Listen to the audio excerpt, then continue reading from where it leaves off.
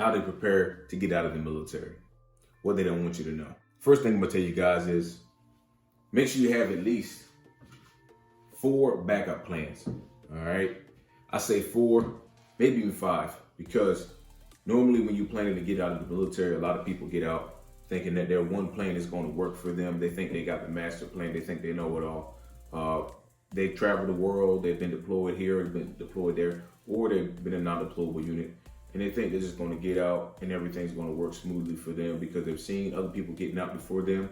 And they're like, it can't be that hard. No, I'm telling you from my experiences, always have more than one plan when you're getting out of the military, because plans fail a lot. And also there's going to be so many different changes in your life during that transition period when you're getting out of the military that you cannot plan for each and everything, because you don't know how you will be affected physically and mentally, emotionally, and just all across the board. And also if you have a family, you don't know how they're going to be affected either. So have multiple backup plans, and solid backup plans, not some intangible backup plans. Have solid, realistic backup plans for yourself.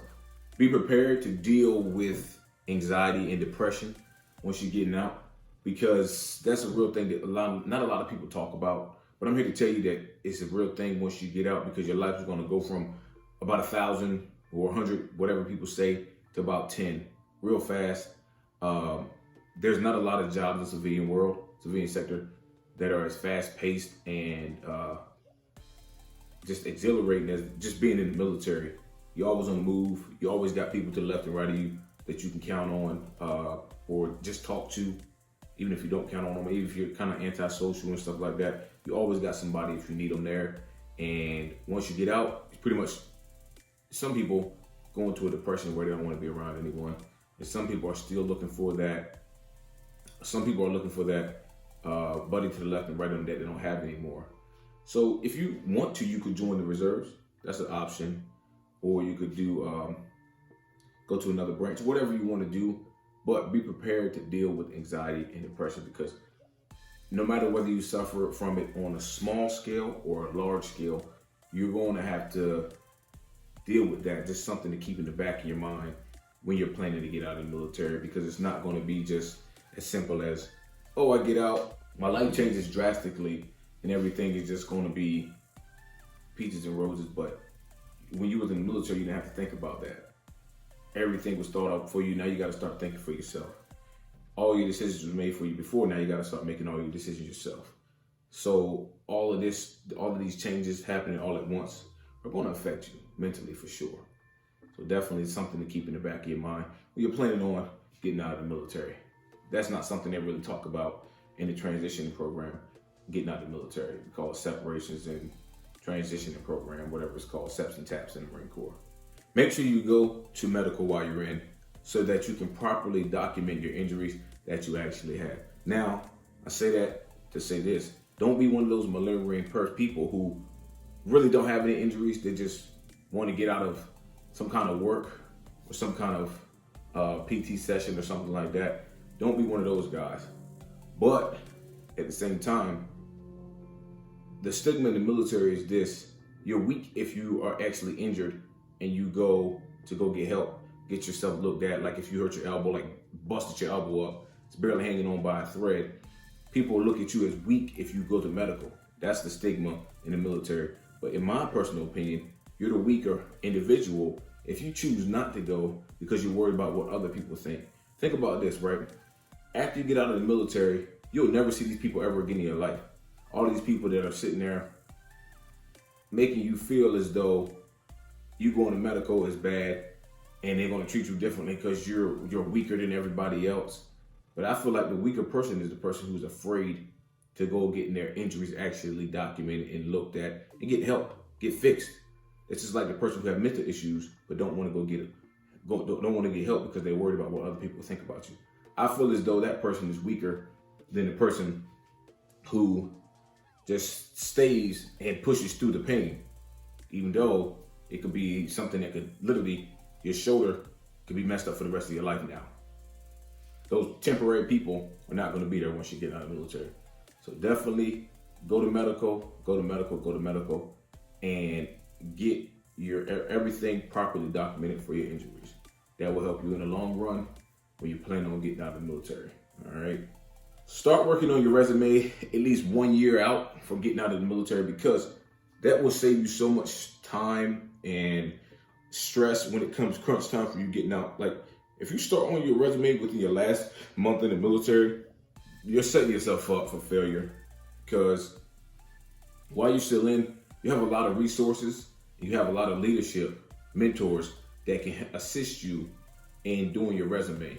And also, even if there's no one in that you know that you don't feel like you can trust or whatnot to get your resume done, you have more time to get help from other resources that the Marine Corps or any military branch that you're in offer. Because there's a lot of different resources out there. All you got to do is go to the library, and they can find any kind of way for you to get your resume the proper way. So if you start a year out before your EAS, you're going to be light years ahead of typical military person, because they normally start maybe a month or two, maybe 3, or they might just start calling jobs a year out. But no, start that resume and start looking for new jobs that you want to do once you get out, because everybody from 4 years to 25 to 30 years, everybody gets out eventually. Start a resume at least a year before you get out. All right. Even if you don't get out, now you got a resume, you know how to do one, because a lot of people don't. Start looking into your education benefits while you're in. Even if you didn't get your degree while you're in, make sure you are looking into how you can use your GI Bill once you get out, and you fully understand all the terms and conditions of the GI Bill. Because I know some people use that as a plan for when they get out. They say, hey, I'm going to get out and I'm going to go to school, and that's exactly how I'm going to get paid. You know, I'm going to use the GI Bill. They're going to pay for my housing allowance, and I'm going to live off of that, and I'm going to go to school full time. That's what I'm going to do when I get out. But if you didn't save your money while you were in, guess what? Sometimes that money doesn't kick in right away from the BAH, right? For the GI Bill, the housing allowance. Doesn't kick in right away. Sometimes it takes a couple months. And you're complaining like, wow, what's taking them so long to pay me my money? Well, you should have saved up enough money, and you should have probably got a part-time job just so that you could have a cushion to when, before they start kicking in those payments. So I definitely recommend looking into school, even applying for certain colleges. Just make sure you have a plan if that's what the route you want to take. If you want to further your education when you get out and get a degree for a certain job field that you're trying to go into. Be sure to reevaluate your budget, your finances before you get out. And make sure you're saving money. I say if you plan on getting out, let's say you're like, I don't know, you're on your first contract or even your second contract, you're like, I don't know if I'm gonna get out, but save your money like you're getting out, even if you're not getting out, because then you'll be light years ahead and you won't have to be scrambling, worried about, man, what am I gonna do now? And then you might end up having to force yourself to stay in the military because financially you're not ready to get out of the military, especially if you have a family. That's not even the question. If you got a family, it's not about you anymore, it's about them. So you definitely need to make sure your finances are in order all across the board, all right?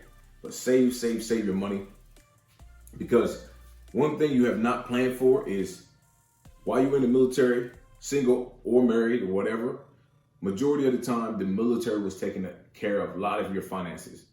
You don't understand how many financial benefits you get while you're in and how much stuff you actually don't have to pay for, right? So you're gonna have to start having a lot more new bills that you didn't have over the last 4, 8, whatever years you was in, right?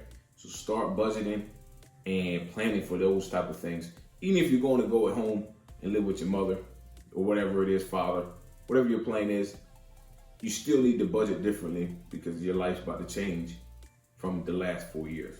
But make sure you save. Whatever you do, save your money. Make copies of all the important documents that you really feel like you want. If you feel like you want to need it, make a copy of it. Specifically, the medical and dental records, all right? Because those two are very important once you get out. Remember I was talking about documenting your injuries and all that good stuff, going to medical for things that actually hurt you, where you got injured and stuff like that. You will need that type of stuff when you get out. So Make copies, make copies, make copies. And anything you can get on hard drives for your MOS or your job that you had when you were in, saying you got certifications and all that good stuff, copy all of that stuff. Make sure you get it, because if you don't, it's gonna be a lot harder to get once you get out.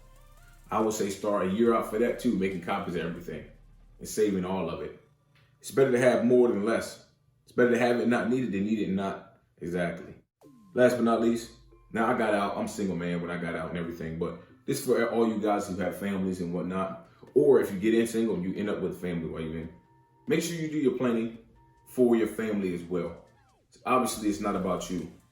Unless you plan on getting divorced or whatnot. If you got kids, especially if you got kids, you need to make sure that your kids are going to be straight. Obviously, you need to make sure you're going to be straight, but your kids are your top priority. So make sure you start planning with them in mind, and everything you do, every decision you make is going to affect them. So keep that in the back of your mind, all right?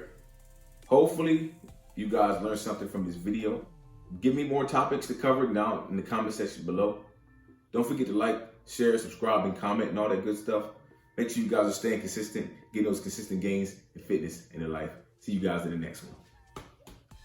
Peace.